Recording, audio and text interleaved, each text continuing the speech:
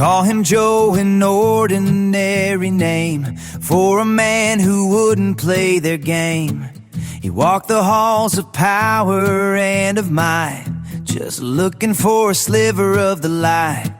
Inside the belly of the beast he saw a disregard for ethics and for law.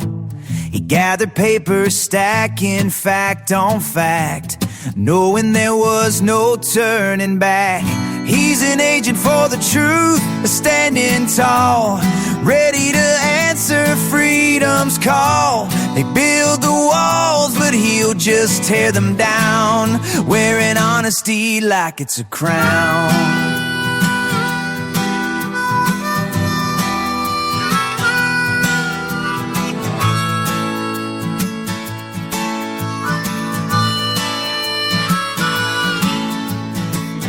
Filed the report, laid it on the stone, a heavy truth you can't ignore alone. The silence from the top was cold and deep, while the secrets they were trying to keep.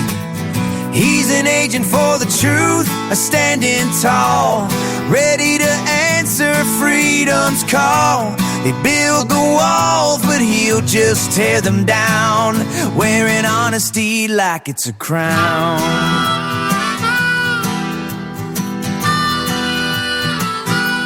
An agent for the truth, just an agent for truth. And we're going to have a good show tonight. We have Larry B. Kraft and some others on here. For those that don't know, Sherry Peel Jackson, I ran into her when she attended, was it 1999, Sherry? It was 99. Okay. We were having a seminar, a Bob Schultz seminar in Washington, D.C. And Sherry was unknown to our crowd. She was a lady that just showed up, and I think Bob invited her up on the stage. Oh, yeah, that was 2000, Larry. That was okay, 2000, all right. And let me just tell you, after Sherry spoke, I think it was impromptu. It certainly wasn't rehearsed. It was straight from the heart. You know, after she quit speaking, everybody stood up and applauded. As for me, I stood up in my chair. So everybody was really excited to have a lady with an accounting background that came over to the side and said, hey, we got some real problems with federal income tax. And she's been involved in the movement ever since. And she's also had to pay a heavy price too. But nonetheless, you know, hopefully we can carry on. Sherry's trying to get a Zoom meeting rolling. I wish her success in that respect, because building an audience is quite a task. And Joe and I are trying to do it right now. And we'll see what the future has to show. But for right now, let me tell you, this lady is somebody to really listen to, because she knows what she's talking about. She's a patriot. She's been drugged through the mud. But I want to tonight hear what she has to say. I'm going to turn it over to you, Sherry. Okay, well, I just wanted to, I know there's probably some people on here that don't know me, you know, especially those that are newer to the movement, because I've been a little bit more quiet, you know, as, you know, I've got grandchildren and whatnot to deal with now. But I was an Internal Revenue agent from 1988 to 1995. I left the IRS for family reasons. I'm a Christian, a hardline Christian. And I got to the point where the job was taking more of my time than it should, and my family was suffering. So I quit. I quit the job. And they were asking me, where are you going? You know, where are you going to work and all that? I went home to be Jim Cleaver. I saved up enough money to stay home for a while. And after a while, I went on and started a CPA firm. Now, this is when people started approaching me, you know, because when I left the IRS, I had no idea about, you know, the income tax and all that stuff. I had no idea. But people were afraid. When I was an IRS agent, they were afraid to approach me about it. But when I left the IRS in 95, I started hearing from different people, even prominent people, that the income tax was being misrepresented and misapplied to the American people. And I was like, okay, well, put that in the back of my mind. You know, these people think that the income tax is a fraud. So it was in 99 that a state senator from Texas, I was at a meeting in Texas, state senator came up to me and started talking about it. I said, okay, this is a state senator saying this stuff. And then in 2000 is when everything really happened. There was I worked with ministers and churches to try to keep the IRS off of their backs. And one of the pastors came to me and said, I've got this parishioner has all this information and can you listen to her for me? And since she was paying me, I was being paid to, to do this. So the lady just water hosed me down with information. I don't think anybody could take as much as she was water hosing me, but I listened to her. It's like, wow, she's saying that, the income taxes doesn't apply to us and all these other things about the Constitution. And then a couple of weeks after she did that, she called me back and she said, hey, I need you to go and pick up a USA Today because there's a 2-page ad in there about what I told you a couple of weeks ago. So I went and found a paper stand and I got that USA Today, and that was July of 2020. And it said, Dear We the People, the income tax is a fraud. And I was like, wow. And then I read the whole thing, and there were two things that struck me within that USA Today. Number one was a $50,000 reward given by William Conklin for anybody that could prove that we had to file an income tax return or pay an income tax. So that's $50,000. Right. Then there was a guy in there that was a former IRS Criminal Investigation Division agent named Joe Bannister that had written a book and had done some research. And so I was like, whoa, I want to hear this. So I ordered 2 of Joe's books. I always order stuff in twos so I can read it and then so I can share, because I don't like loaning my stuff out and not getting it back. So I got to, I ordered 2 copies, and then I decided to go after that reward that William Conklin was giving for the person that could show that proved that we had to pay. Now, when I left the IRS in '95, I had my codes and regulations. They let me have them, and I'm sitting there studying, and I'm not finding where we're liable to pay. I'm finding a whole bunch of other stuff and looking at this article and doing some research. In the meantime, late one night, about 10 o'clock at night, my phone rang, and we still had the rotary, not the rotary phones, but the landline, and it was Joe Bannister, and he said that he received my letter, and because in the letter I put a flyer in there because I was doing a research seminar, and I was inviting people to come talk about the income tax and the fact that there's some people that don't think the income tax applies to us. And that was in there. And we talked for about an hour on the phone. And that's when I got started, because Joe was already involved with We the People Foundation and the tax movement. So that's when Larry picked up, and they flew me to Washington, and I did speak about where is the law, because I couldn't find the law. I wanted that $50,000, you all. I really did. But to this day, I haven't found a law that requires us to. I found a lot of other stuff, and I found a whole bunch of deception and, just theft. And I've coined a new name for the IRS. I don't know if you all heard it, because some of you already know who I am, but the IRS is the insidious representatives of Satan, because they take stuff away from us, resources away from us, and do awful things with. For example, the National Endowment for the Arts. Why are we funding that foolishness? So one of the things that I wanted to mention before we move on about protesting and having signs in Washington and stuff like that, that's to me not effective. I think his name is Alexander Haig, and I think he was one of the secretaries to one of the presidents. So you all might know his position. I don't remember, but it was saying Secretary Haig, Alexander Haig was out there in Washington during the Vietnam protest one time, and somebody put a mic in his face and said, Secretary Haig, what do you think about all this protests about Vietnam protests? And this is what he said, and I heard it loud and clear when I heard this several years later. Let them protest as long as they pay their tax. So as long as they're getting the money from us, they're taking the money and they're just taking our life force. Let me use you as an example. Joan, I'm going to come and cut your grass, and you want me to cut your grass, and we negotiate. You're going to give me $100, and I'm going to cut your front and backyard. Okay. Now I have to use my hands, my arms, my legs, and my brain, right, to do that. Okay. That's my life force. I'll never get that time back. I'll never get that energy back. That's an even exchange. You've given me something that I can buy food for my family in exchange for my life force. Now, let's switch it over to the smallest Walmart in the country. Let's say the smallest Walmart in the country yesterday made $100,000, but they get to write off their utilities, their salaries, their cost of goods, and all of that. And so that $100,000, after they've paid all those expenses, the $80,000 in expenses, they only have $20,000 that they have to pay tax on. So we're paying tax on 100%, and they're paying tax on whatever's left. And that's how I explain to people why this is wrong. Because what the IRS is saying is my life force is worth nothing. Anyway, on from that, I stopped filing taxes. I was making six figures, and the IRS decided that I was too much of a threat. I was more than a low-flying gnat on the radar screen of the IRS because I was speaking around the country. Actually, myself, Joe Bannister, and another guy named John Turner. So I was an Internal Revenue agent. John Turner was a revenue officer, which is collect the tax. I was the agent who assessed the tax. So I assessed the tax. John Turner collected the tax. He was a revenue officer. And then Joe Bannister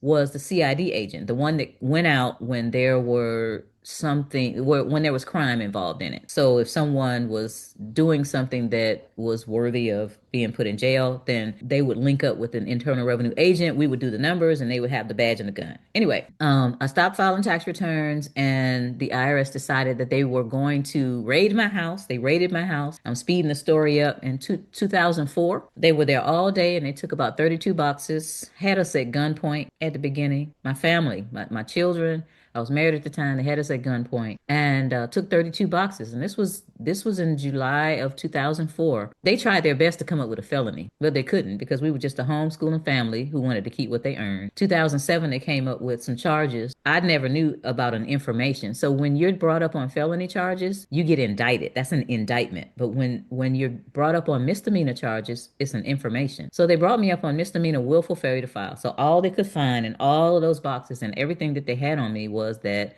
I was keeping what I earned. It took me to trial, and one of the major things about that is everybody is afraid of the IRS. So what I wanted to have the jury answer, the judge wouldn't let them hear this question. Would you be afraid to acquit Miss Jackson for fear of the IRS coming after you? I believe that everybody's hand would have been raised and there would have been a jury nullification. Anyway, they came back with the guilty because somebody overheard the bailiff as he was closing the door for them to deliberate. So they said that he stood in the door and said, if I gotta pay, she gotta pay. And he closed the door. And throughout the trial, the prosecution kept reiterating that I was making six figures. So he was saying, like in 2000, she made $150,000. And in 2001, she made that kind of thing. And so it's like jury hating. So that's what happened. They gave me a 4-year sentence on a misdemeanor charge. I got 4 years on a misdemeanor charge. And there are people who actually rape children that don't get that much time. As a matter of fact, one of the DuPont family raped his own daughter, a 3-year-old daughter, and didn't get prison time at all because the judge said he wouldn't fare well in prison. So I ended up spending 3 years in prison. I got 6 months good time and 6 months halfway house. And I got out and I said, I'm going to be better, stronger, faster. I wrote some books, and my flagship book is How to Stick It to the IRS: Confessions from a Former Insider. And one of my mentors said, you got the balls to write a book called How to Stick It to the IRS. And I said, they stuck it to me, I'm sticking it back to them. So I'm out here mostly dealing with the 95% or the 99% of the people that know the system is wrong but don't want to stop filing for fear that they might lose their stuff or go to jail, whatever. I help them starve the beast. I don't want anybody to go through what I went through. I tried to cut the head off the beast. Now we're starving the beast by keeping more of what we earn. Some people are doing it within the system. Most people are doing it. They're filing tax returns, but they say, okay, I want to find a way to file a tax return, yet, keep my money. And that's what I help people do now. Any questions before we move on to what we're going to talk about today? When I did not realize it was Dr. Jackson nowadays. Congratulations. Thank Can I you. ask what you got your doctorate in? I have a doctorate in ministry and Christian education. Outstanding. Okay. Just to clarify what you said a while ago, Walmart doesn't pay tax on every nickel that comes across a register. They only pay tax on their profits. Yes. And all labor pays tax on their cash flow, correct? 100%. Exactly. Yeah, and they can't point to where exactly they get the authority to do that, can they? Exactly. And Anyway, that's listen, wrong on so many different levels. I've read your stories and followed it for a lot of years. God bless you for what you went through and what you're doing. So Thank you. I'll shut up at this point, but did want to say thanks and congratulations on your doctorate. Thank you. Thank you so much. I work with ministries a lot, and I felt like they would see me as being more credible with the doctorate degree, especially since, there's a lot of egos in there. Dr. Jackson, I have a question. Okay, Lisa. Yeah, thank you for putting this on tonight. So what is the success rate with what you're doing in terms of helping people file Are they able to keep 100% of what they make? Normally, it's not 100%, but it's a good percentage. For example, my methodology, a lot of most people are W-2 wage earners. Okay, you only have about 7 deductions now as a W-2 wage earner. They took away even the employee business expense or whatever. So I have all of my clients start home-based businesses, and with a home-based business, you can write off everything but the kitchen sink. Internal Revenue Code Section 162 says that all ordinary and necessary business expenses are deductible. And to give you an example, in 1994, there was a woman, her name was Cindy Hess, and she wrote off a breast enlargement on her tax return. She got audited, and the IRS, aside from laughing themselves under the table, took her breast enlargement deduction away. Well, Cindy Hess went to court. She got some lawyers, she lawyered up and went to tax court, and she won the right to deduct her breast enlargement. Why is that? Because Cindy Hess, better known as Chesty Love, was a pole dancer, and she and her lawyers were able to prove that it was ordinary and necessary for her to get this breast enlargement because she was getting older and their young girls are coming in, and she had to keep her profession up. So if Cindy Hess or Chesty Love can deduct the breast enlargement, you sure can take your ordinary necessary business deductions. Ordinary necessary is common, helpful, accepted, and appropriate. If it's common, if it's helpful, if it's accepted and appropriate, then you can take the deduction. So for example, you got a home-based business, you got to go across town. You make sure that you make a business stop over there, or you're going on a trip, Thomas, and you go to Orlando to go to Universal Studios. You take your granddaughter and you actually see clients and do a seminar. Well, that trip is tax deductible because you did business there. Now you got to get, like, you're not going to get an extra if you got a big old suite. You can deduct only a room because you were already going. You do your seminar, and it's those kinds of things are what, they're just so much. The cell phone. And when people go to H&R Block and all those to get their taxes done, they give them a set of information, and all they do, these tax preparers, is spit it back out to you. So whatever you gave them, you get a tax return with all that information in there. That's not how I used to do it. I don't do tax returns anymore, but I would ask you questions and just squeeze everything out. Even to this day, people call me and ask me to do tax returns. I don't do tax returns, but there's so many deductions, and there are credits and things that the average person doesn't know, and really the people that are doing taxes don't know, or they don't care to give you. They're just making a lot of money on you. Let me try to see if I can find an example. Oh, if they've taken the standard deduction up to like $25,000 for married people, and maybe it's $13,500 for single, but I always write off like $30,000 as on the Schedule A, because I give away so much stuff to the Salvation Army and the Goodwill and all the other stuff like that. People don't know how much that stuff is worth, even in its thrift store value state. So that's it's successful simply because I know what to deduct, and it's nothing to be scared about. It's not like we're putting stuff on there that's not real. I don't recommend anybody put deductions on there that aren't real. But when you're putting the deductions on there, you have your backup. You always have to have receipts. That's another thing that I teach. Then even if you do get audited, you shouldn't be scared because you got all your backup. Thank you. You're quite welcome. I have a question. Okay. So how would we privately get a consultation with you to ask those specific questions? You can email me. My email is connect@sherrypjackson.com. A lot of people are too afraid. What I've heard from people is we tell them, there's no law. But they say, I don't care what the law says. I care what the IRS can do to me. And, and I can't blame anybody for not wanting to rock the boat. Some people have children, they have a whole family. I lost my marriage because of this whole thing. Not because he didn't agree for me to do it, because we definitely decided that I was going to do this. But then, being gone 3 years, some other stuff happened, and that ended the marriage. So it's nothing to take lightly. So a lot of people don't want to do it, and just getting to the point where you file a tax return, but you get as much out of it as you can. And if you're a W-2, it's not going to work. But people that have a W-2, if they start a home-based business, either of two things are going to happen, or both. They're going to start making a lot of money, which is good for them. It's going to, build their wealth. And then on the other hand, it's going to have them have tax deductions. So their W-2 of $70,000 might end up being $65,000 if they have a loss on their business. Anybody else? Sherry, this is Claire in Arizona. Hi, Claire. Thank you. I had a real life situation yesterday where I'm retired. Well, the IRS made me retire. They took everything I had and turned me into a homeless person in 2012. I'm 77 now. The last return I filed was in 1987. So, there's this little enterprise online where for $28 a month, people are using AI to fill a matrix and you can make money that way. And I thought, well, I could use that. So, they asked for a tax ID number or a social security number. So I called them and I said, why are you doing that? And they said, well, that's because by law we have to report what we pay you. And I said, well, what would you say if I told you there was no law requiring that? And they said, well, if somebody in our organization is going to put that on a 1040, it's going to come back on us. So we have to do it. And I said, if you do that to me, I might sue you for reporting things about me that aren't true. But there has to be some kind of a situation where we can handle that in the real world. Yes, I totally understand, Claire. I had a woman that hired me to go talk to her boss, and I sat down between her and her boss. She was his top salesperson, and she wasn't an employee. She was receiving a 1099, and she was his top 1099 person. And I proceeded to start telling him about the law, and he said, "Hold up, hold up, hold up." He was about, I would say he was maybe 75. He says, "I was probably in this movement before you were born.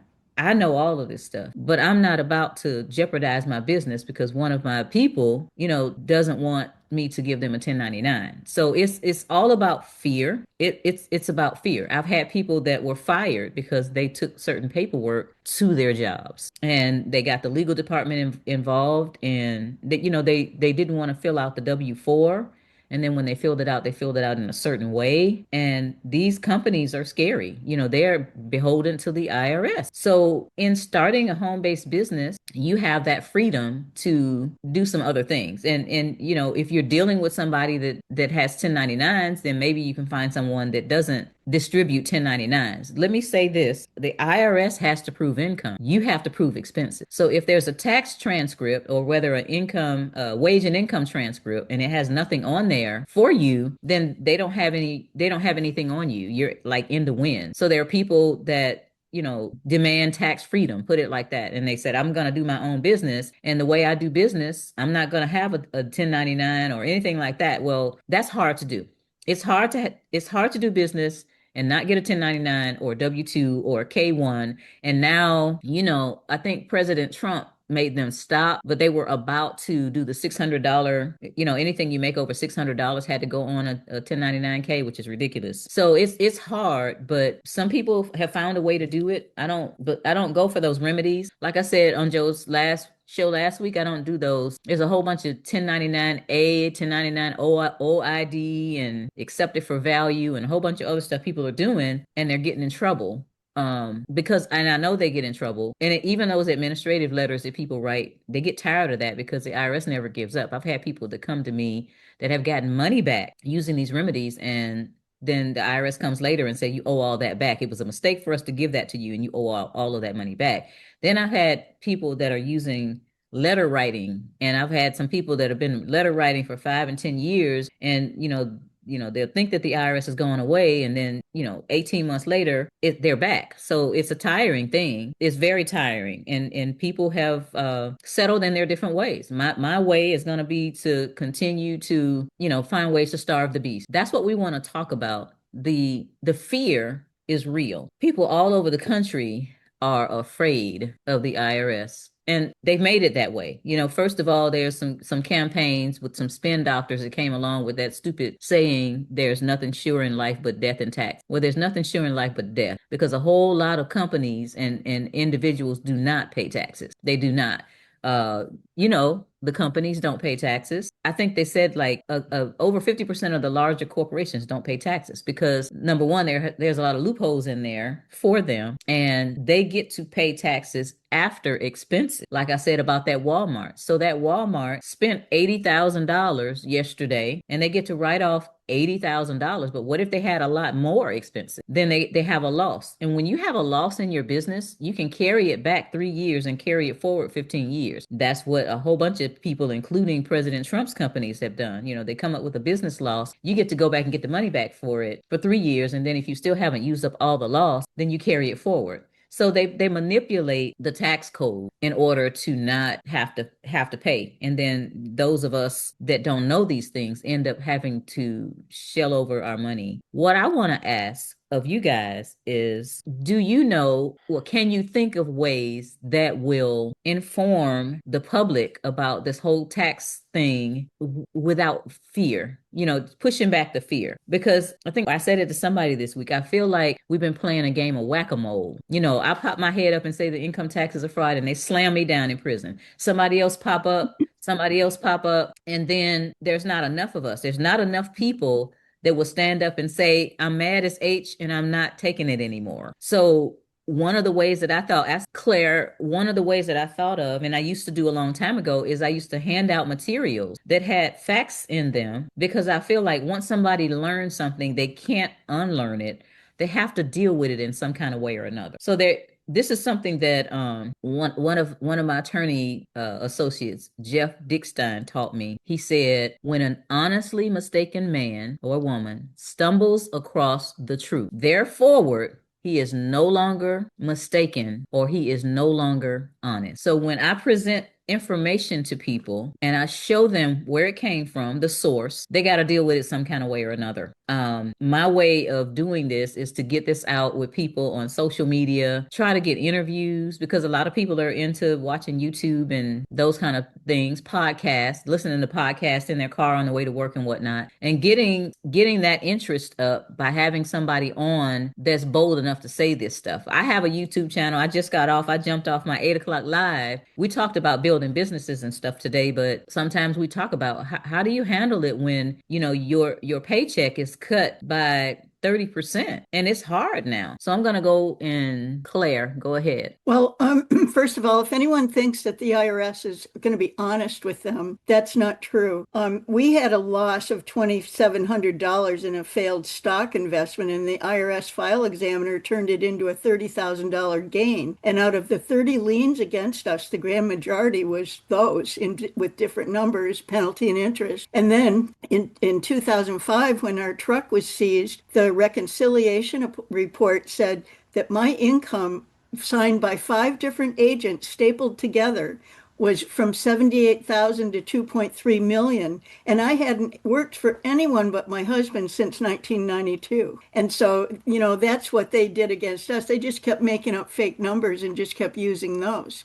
But to say what to do about it, I say I'm the fastest pamphlet in the West. And I have those business cards that you can make yourself. And I'll put the link for truthattack.com. And on the back, I'll put the solution. And I put that there's a $100,000 reward from Truth Attack. And then on the back, I put the solution would be something like Tactical Civics, which is a group that wants to set up grand juries in all the counties. And they're about halfway through so far. And they know the truth about the income tax, too. So I hand those out. And I was in the grocery and I handed it to the clerk at the end of our transaction and gave her my card. And she said, "Oh, what's this?" And I said, "Well, it's the truth about the income tax." Well, then there's a lady 2 people back in line behind me, and she waved her hand and she goes, "Hey, well, I want one of those." So that's something that I do that seems to be pretty well received. Some people give it back to me, but most people will put it by the cash register or put it in their pocket or something. And, maybe they'll look at it that way. I hope they will. Okay, wonderful. I used to pass out flyers too.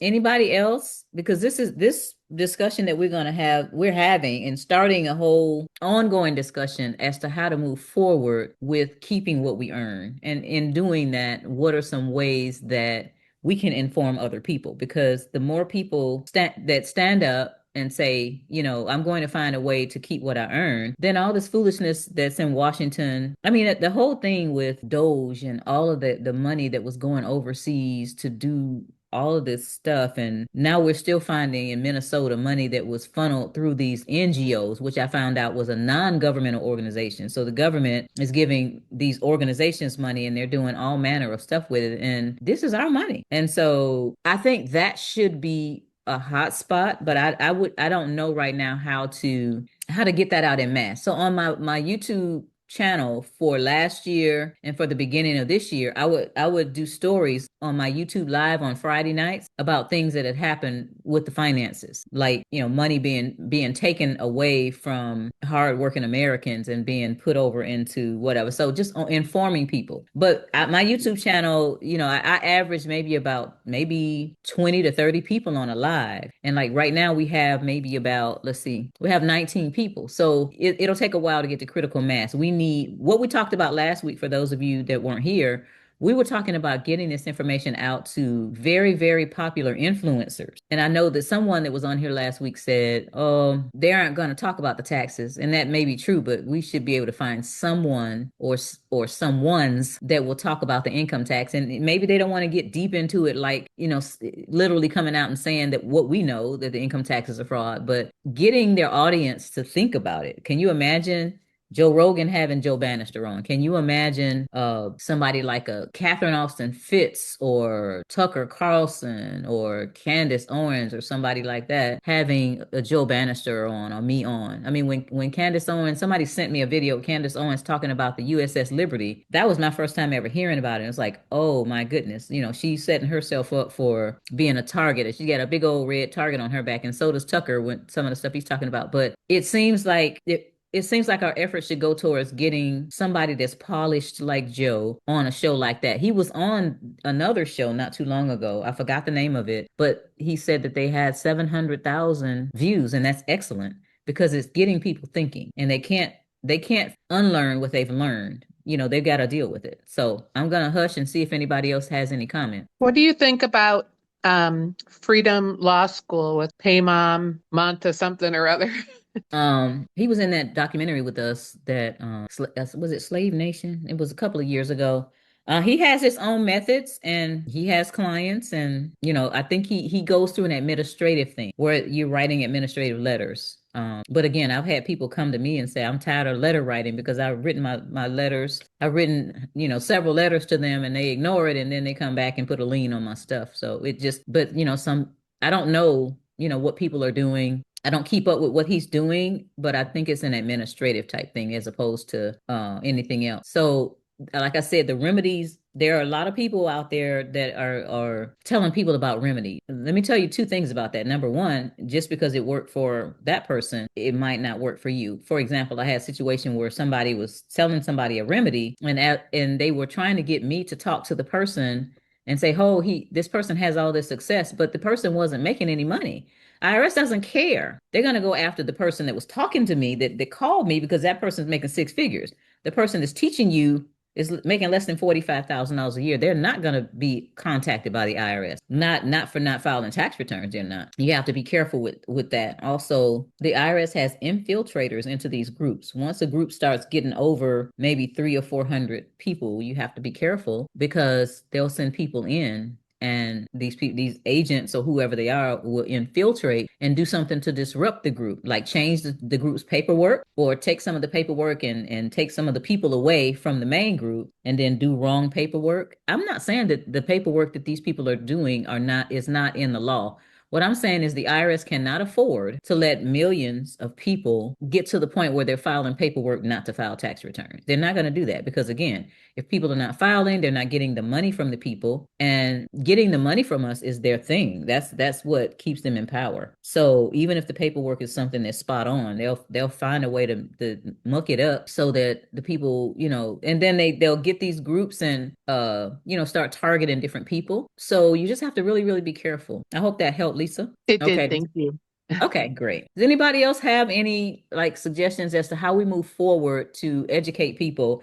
This is our resources. I think this is a racially unifying issue. It doesn't matter whether you're black, white, blue, green, pink with purple polka dots. It doesn't matter whether you're Christian, Jew, Muslim. It doesn't matter whether you're Democrat, Republican, Independent. All of us are, under this thumb of this situation, of this system. So I've talked to Black Panthers. I've talked to people who's probably in the KKK. They both feel like we're being robbed, and our resources are limited. Our life force is limited, and we need to stand up and have the freedom, just like, life, liberty, and the pursuit of happiness, or and property, life, liberty, and property. We hold these these truths to be self-evident, that all men are created equal with certain unalienable rights, I have the right to go out and exchange with Joan $100 for cutting her grass without being interfered with. And that's where we want to be. So how do we teach people that these are our rights? The people that labor for a living are getting screwed. Like you said, if you get a W-2, kind of hosed. When they did the 2017 tax changes in Trump's first term, I was a rhino, and you're talking about how do you grow this? I'm going to throw something out.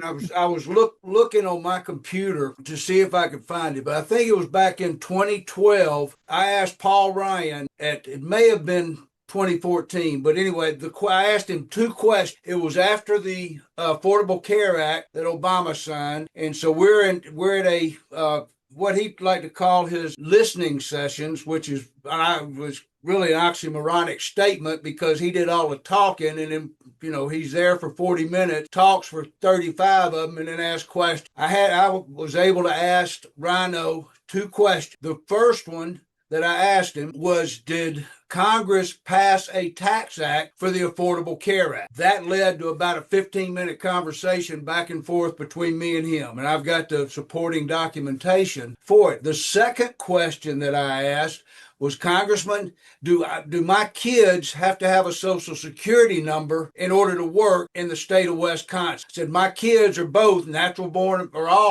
born American citizens living and residing in Wisconsin. Do they have to have a Social Security number to work in Wisconsin? I knew the answer to those questions, to both the questions. And when I got home, I wrote to his office the exact questions that I have. Well, that started about a year communication between me and I can't remember, my current first district Congress critter is Brian Stile. His cousin, I can't remember, something Stile, worked for Paul Ryan, and she was the one that was tasked with getting me my answer. And I've got a 6-inch file that went back and forth. And finally, I got the answer, a verbal answer from her: no, don't call me again. So that's where it ended. And these, you look at what Turning Point USA, you look at what these kids are doing.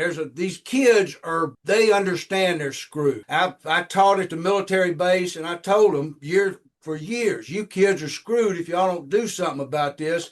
And I tried to steer them in the right direction. I taught electronics, network communications, and things of that nature for the Aegis weapon systems for the base. I really think if you can talk to these kids about the fact that they don't have to have a Social Security number to work in the United States, and we document it and get these kids going, that may be a methodology to be able to move them forward. So the other thing I'd like to pursue is Scott Bessent, what's his liability if you go after them? I mean, my understanding, the regulations originally were written for the agents and showing what their liability was if they screwed the people. And you go back through history and you get a lot of people losing their heads because they were taxing people more for their own benefit than what they could. But I think going to Scott Bessent, I was listening to some of Joe's previous things that he's got on what is the Agent for Truth on, I can't remember what channel he hosts all that stuff on, but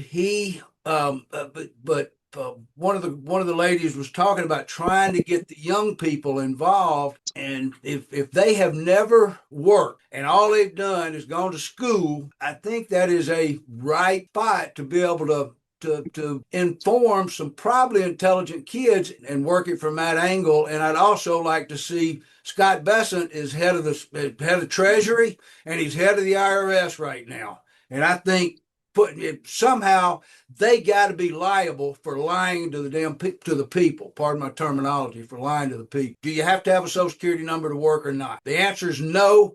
I can prove it. I think all of us can. The only responsibility the Secretary of the Treasury's got is for immigrants. People that are coming into the United States, he can assign a Social Security number to those people. And unfortunately, you check a box in the hospital since 1985, and the kids get a Social Security number and don't have any idea how it came about. That's how they track it. Get rid of that number. I think you've got some things going. I have Let me- my original Social Security card from when I was like a teenager when I applied for it. And on the back, it says, do not ever give this number to anyone. Right. And it's not to be used for identification. I mean, Right. you go back. But what gets me is pardon me, Rhino guaranteed me that I would get an answer in writing on this question. And like I said, I dealt with this girl for over a year and never did get an answer in writing. She told me verbally, you are correct. You don't have to have, but that's as far as I got. I've got the time, the dates, everything. I knew what I was looking for when I started the process.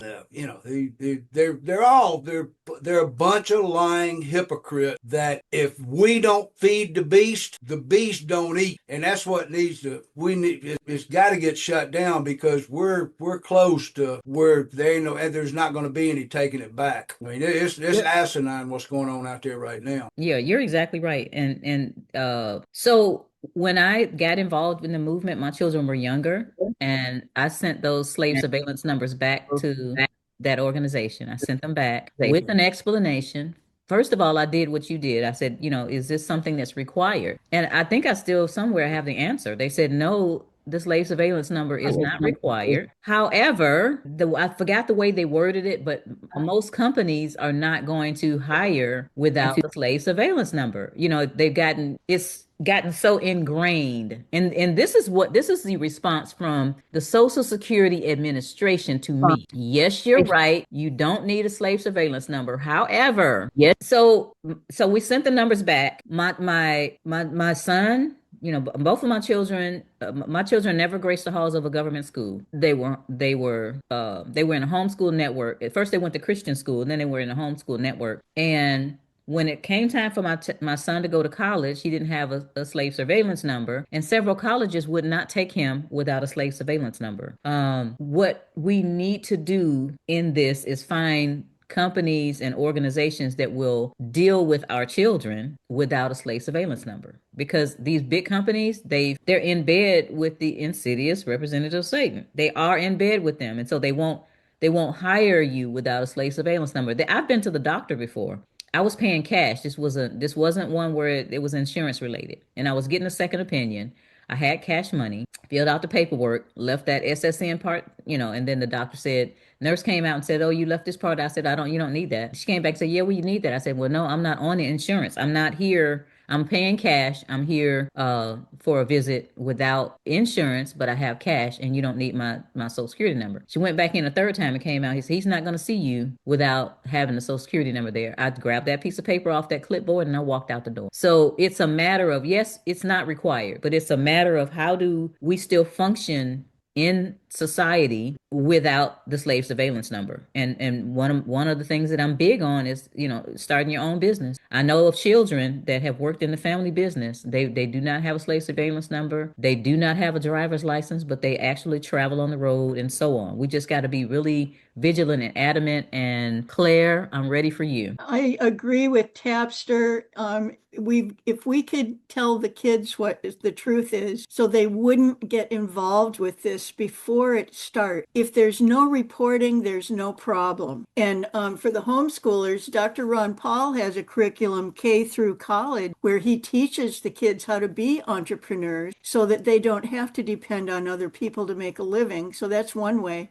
But, to go to TPUSA or any of the other groups, they're already set up. If we could just get in front of them and talk to them, maybe a lot of them would tune in and not get involved. And maybe that's a way that they would tell each other and get it started that way. But we're not going to make any headway with anybody who's in office because, I've been doing that for 38 years and it doesn't work.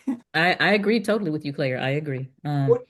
Can I ask, what does Besant have any liability? Is there any way to push the liability and hold one of these government officials accountable? I mean, he's head of the Treasury, and right now he's acting IRS commissioner, correct? I mean, I don't think anybody else has been appointed besides That's Scott correct. Bessent. He's the commissioner. He's commissioner and Yep. treasury secretary. What you may know this off the top of your head. What are his liabilities, Larry? Because the Well, suggests we need to win the tax battle. And I think that winning the tax battle is something that could be achieved. But, I find that there's not a whole lot of support for lawsuits or litigation to try to clarify how the income tax operates. I regret to say that. Well, what I think is the juries need to be informed. I think that if one juror in each case knows about this and is willing to stand their ground, then you'd have a whole bunch of hung juries. But people are fearful of the IRS, and I don't think it's my personal opinion that the court system is not the way to go. We're going to win in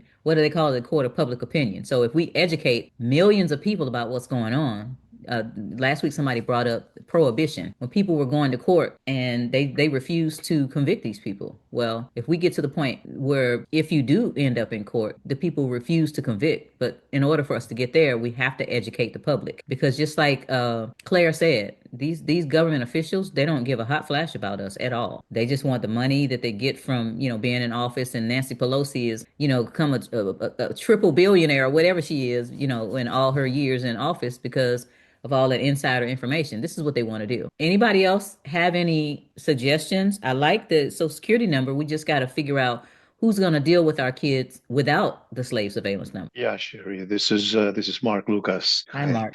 So I think that Larry didn't clarify, but he's not talking about lawsuits as a defendant. He's talking about lawsuits as a plaintiff. So one scenario we were talking last meeting we had is where from all these groups that we put together, some people are employers or some people are in business for themselves, and they get these W-9s and 1099s consequently, right? So what Larry and myself think is that if we could have an aggregate of, let's say, 10, 15 people that are employers, that would be friendly employers, open to being sued by their employees, they would be playing the cards as an employer. They would not respect, let's say, a W-4 exempt. They would withhold, et cetera, although the employer and the employee would have put them on notice. So there'll be this paperwork that takes place between the employee and the employer. And it's all on the up and up, right? And at the end of the year, now all of a sudden we have in different states, and most likely the wiser places to start would be states that don't have state income tax. So therefore, the state judges are not as interested in supporting any federal coffers. But that would open up the lawsuits for the employee to sue the employer. Of course, it'd all be on paper in terms of paper damage and stuff like that, but would be monitored by the attorneys. So the attorneys that are part of this group and behind this can put together a strategy as such. And then from these groups, we see who is willing to do it. Then we have, to say, 15 lawsuits, and all started in the same time, different locations. And eventually, we may get 2 or 3 courts that disagree. And that disagreement between the courts could constitute a basis for taking this up to the Supreme Court for a circumstance where an employee and their own labor in a fair exchange with their employer, the employer compelled them to provide a social security number. So all these points that you're addressing here can be included strategically in 15 separate court cases somehow. And that's not something that we can do with a group as such, like tonight. Would have to be done in the specialist groups, so to speak, amongst ourselves, and come together with a formula. And then when we have these meetings, invite people that are brave enough, courageous, to realize that they have the attorneys and your expertise and Joe's expertise on how IRS operates and how they think. So we have like some insider people that know how these people work. Because I think people need to realize that people like yourself, you were not trained yourself about the reality of the income tax. So we don't hate the IRS agents. What we hate is a system that has corrupted them, and the people at the top know what they're doing, but most people, they think they're doing a good job. John Turner, an awesome gentleman, I interviewed him. He's a lovely man. So I interviewed you too. I don't know if you remember, but I've realized this, and we don't need to start this with animosity. We need to start this with a joint venture to bring the IRS agents into it. The more they realize that they are contributing to freeing the nation from a corrupt system, I think they would be more than happy to do so, although they might be losing their jobs. So, I had some of them call me on the phone Yeah. and say, hey, I know everything you're talking about is true. I believe you. I'm rooting for you. I just can't quit my job. How about that?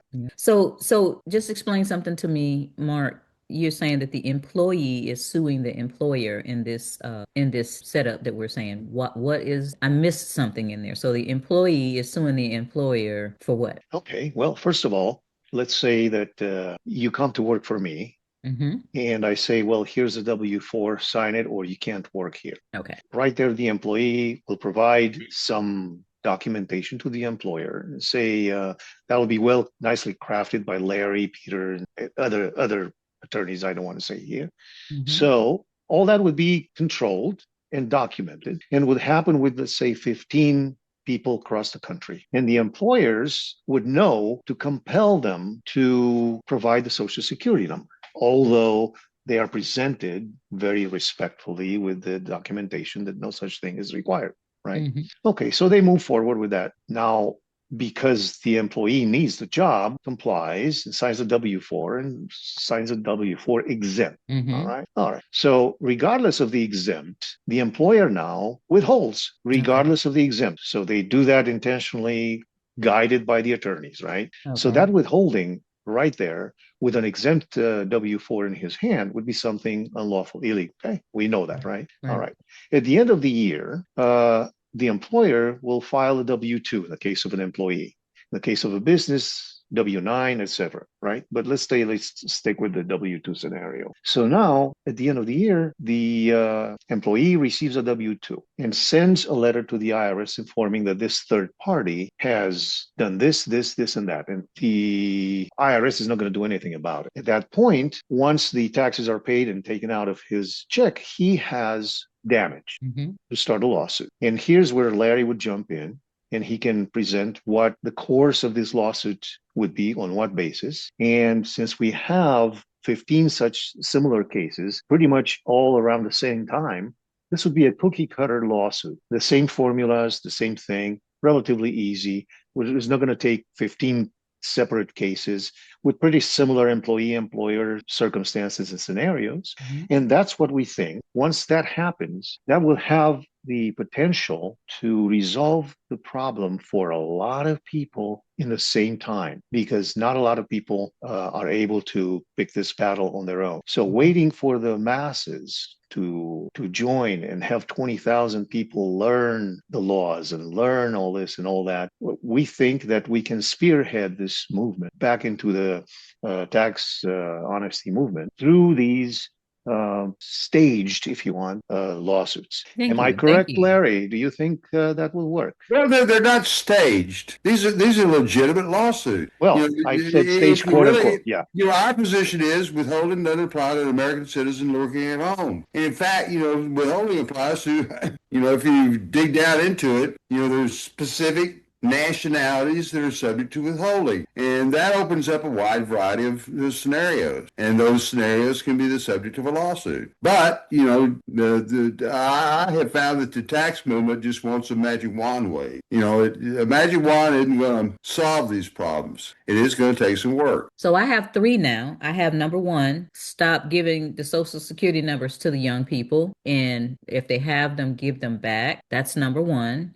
Number 2 was get on the social media and get with influencers and teach the people what's going on so they can start researching and see that. So if somebody gets on a jury, then you'll have a whole bunch of hung juries as opposed to, everybody in the jury raising their hand and saying the person is guilty. And number three, the employer lawsuits, all of these things could be going on. I'm not saying that, it's my contention that, we have several different strategies going on at one time. Does anybody else have any other strategies that they feel like need to be out there? I mean, this is a big country. So we got the lawsuits going on in the different states that don't have state income tax, or a few that do. We've got children that don't have Social Security numbers. So remember I said the IRS has to prove income. And if they don't have a Social Security number, then there's nothing on their wage and income transcript. And number three, getting this all over social media, getting people like a Tucker Carlson or a Joe Rogan or Catherine Austin Fitz or somebody to start talking about it. So people, people will take notice if these large influencers are talking about it. And so Elizabeth, raise your hand. And you can go ahead. Yes, thank you so much for this. It's great, very informative. I'm active with a taxpayer association in California, and we are trying to build up sort of a coalition of the local taxpayer associations throughout the state. We've had Joe speak at a couple of our dinner speaker events over the years, and it occurs to me that, baby steps, one tactic might be for the folks on this call to look up the taxpayer association near them if they have one. If not, maybe look into starting one up and inviting Sherry or Joe or Larry or some of your other wonderful co-conspirators, colleagues to appear at the meetings, either in person or, obviously Zoom works for these things as well. So to spread the word that way to people who are naturally already interested in becoming a member of a taxpayer association, that seems like a good sort of self-selecting market for this information. Okay. So you say it's a taxpayer association is the name of the group? Well, ours is the Silicon Valley Taxpayers Plural, Association. Okay. But usually, at least in my experience, they are generally sort of aligned with county borders. Ours covers 2 counties because San Mateo County didn't have its own taxpayer association already, but we have a San Francisco Taxpayers Association, an Alameda County one, a Contra Costa County one, Sacramento, et cetera, et cetera. So all of these groups are potential, they have potential fellow activists in them to help out with this spreading this word. Okay. May I ask a question of Elizabeth?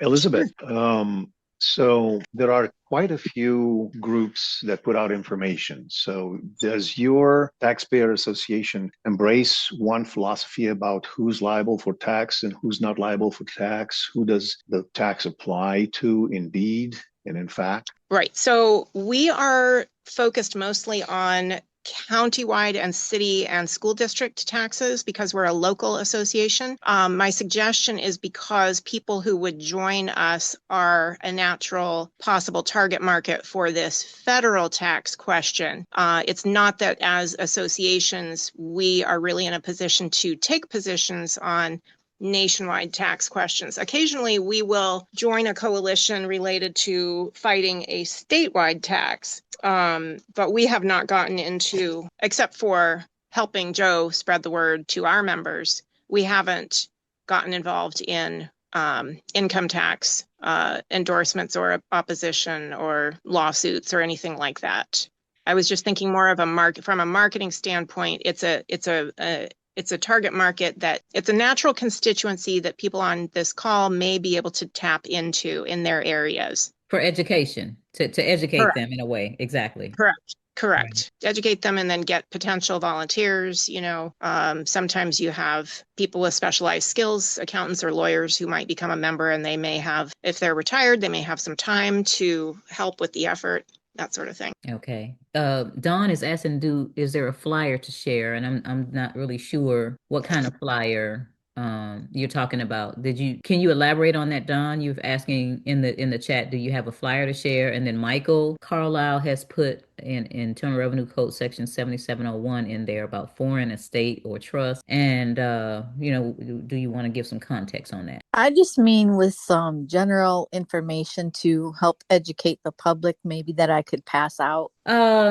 Usually there's websites and whatnot.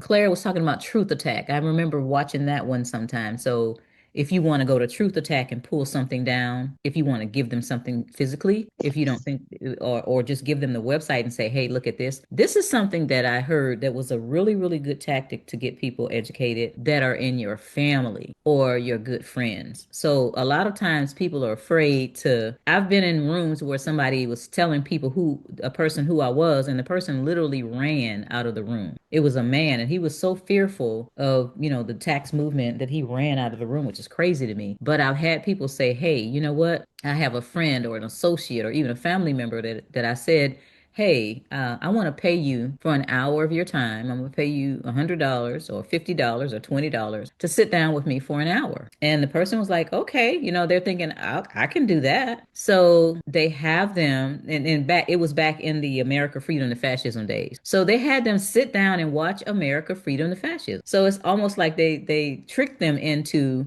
paying attention to the tax movement by showing them the movie, because they already taken the money, and they couldn't back out. They couldn't get up and run. They had to sit there and watch the movie. So that's another interesting thing. But Claire, did you have something else, or is your hand still raised from earlier? No, I did. As Okay. far as as far as educating the states about this, I ran into a copy of the 1977 executive order that Jimmy Carter signed, and that was what started the information sharing between the IRS and the states. And when you read the order, it says in there that it applies to civilians who have federal jobs and people that are in the military that are working in the counties and states and cities. So it's still not us. And that would be a way that you could kind of open the eyes of people locally to see that it really is a local problem as well as federal. Mm. I had another possible avenue. Okay, yes, please share. Regarding the question about a flyer. Mhm. And Sherry, you mentioned websites. I don't know if you have one in particular, but Joe has one, which is Agent for Truth. I think it's .com, agentfortruth.com.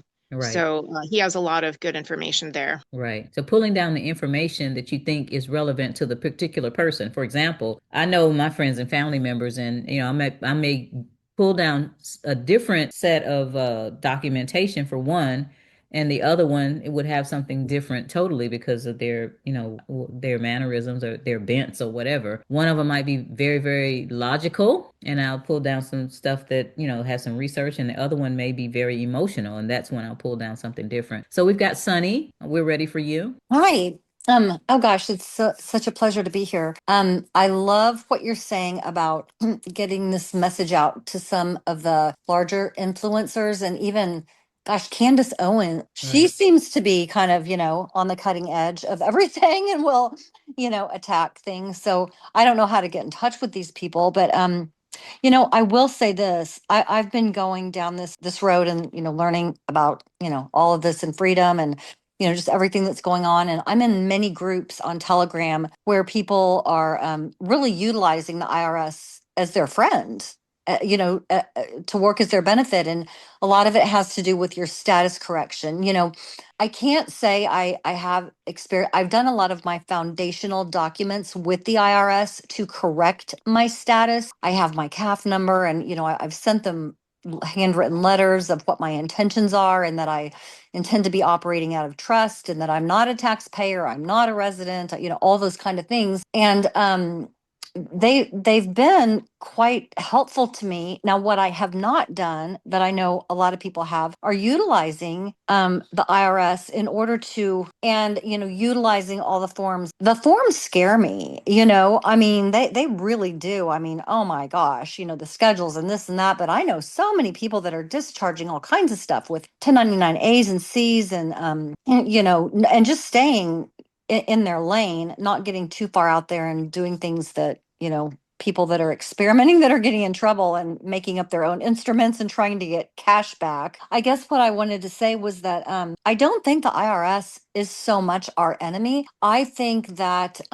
we just have been programmed to not understand how it works, and our role versus the government's role. And the people that work at the IRS are probably just as compartmentalized as we are in our daily work. And then I learned about bank and the mortgages and the fraud and all this. And I'm like, how did I not know any of this? I participated and had no clue. Well, that's just kind of how everybody's job is. And I just wish the IRS would even be a little more friendly with those of us who are attempting to correct all this so that we can flip this and say, really, I'm the creditor.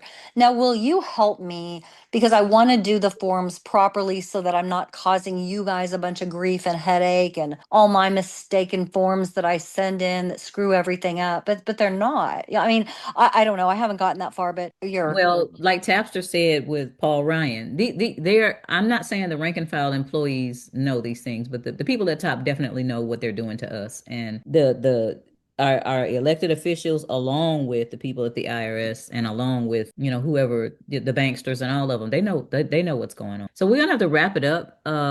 It's 10:20, and I wanted to see if, one more person had a suggestion as to how we get, people educated about the fact that this is our money. Sherry, can I just ask a quick question, if you don't mind? Your book, do you have any copies that are available? I just went on to Amazon just to see, and there's nothing available. Is your book still available? Yep. My website is sherrypeeljackson.com. Okay. And you had given us an address to get to you earlier, to email you. Could you put that in the chat, or you just give it I to can me? Do that. Connect at sherrypeeljackson.com. And it's sherrypeeljackson.com. Yes. Whoops, no spaces. No, right. So I put the books on my own website because Amazon is ridiculous with the. Yeah. All right, everybody, have a great weekend, and we'll see you next time. Enjoy it, Sherry. You've been great. Thank you. Good night. Thank you, Sherry. Thank you.